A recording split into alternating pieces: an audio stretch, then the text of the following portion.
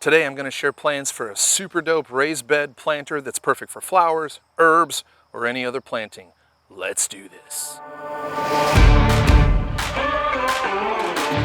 So my dad built me an incredible raised bed last season, and my wife has asked for an identical one to sit next to the original. This planter utilizes a creative approach to keeping the treated 4x4 legs outside of the planting space and away from the soil.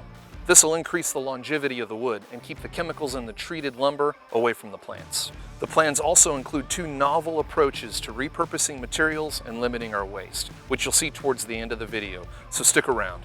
But before we continue, make sure to drill that subscribe button so that you can follow along on future DIY adventures. My dad is the original Mancycler.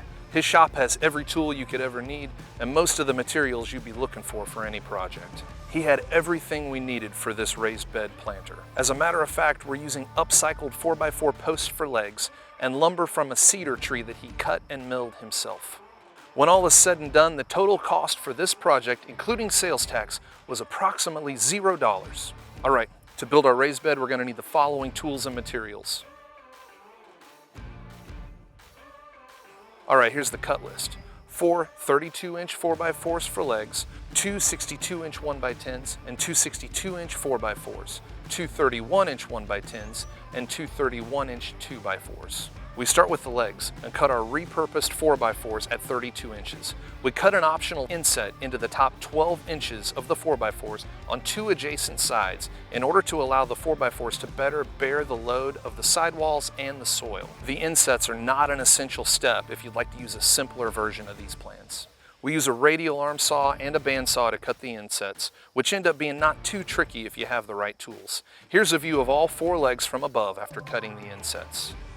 Next, we cut our structural supports that'll sit just below the planting space in the raised bed. While it would have been a little easier to use all 2x4s or all 4x4s for this, we are using completely repurposed wood, so we use what we have on hand. We end up cutting a 62-inch 4x4 for one side and a pair of 62-inch 2x4s for the other side. Insets are cut into one side of each end of these as well, where they'll meet the legs for added stability.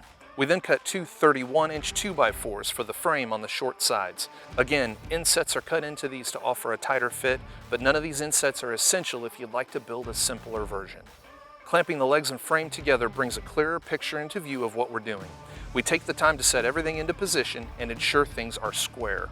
Then attach everything with screws. We pre-drill all of our screw holes to prevent cracks. Speaking of cracks, man, that was a close one.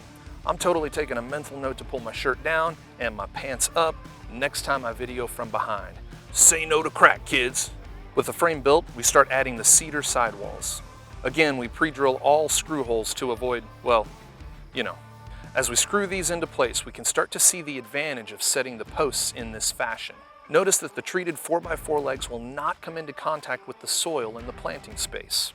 This is really handy for those of you that are concerned with chemicals leaching into the soil containing plants you're about to eat. I don't know if that's much to worry about though. I've been eating plants containing chemicals my whole life and it hasn't affected me. Now for a perfect upcycling opportunity. Some old wire shelving will make an excellent material for the base of the planter that allows water to drain appropriately.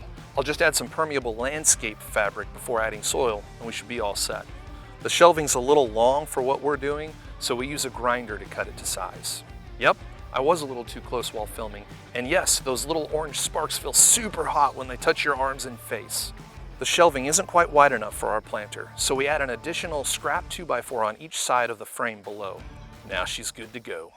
My favorite repurposing comes next. Check out these PVC end caps. My dad had 4 just laying around that magical shop of his. These are going on as feet under the legs of the planter to keep those treated 4x4s up off the ground to increase the longevity of this wood. These caps are exactly 2 inches in diameter. So we drill 2-inch circles in the bottom of each leg with a hole saw, followed by a slightly smaller 1 3/4-inch circle. Then we hammer these puppies into the holes for a tight fit. With feet added, we set the planter upright.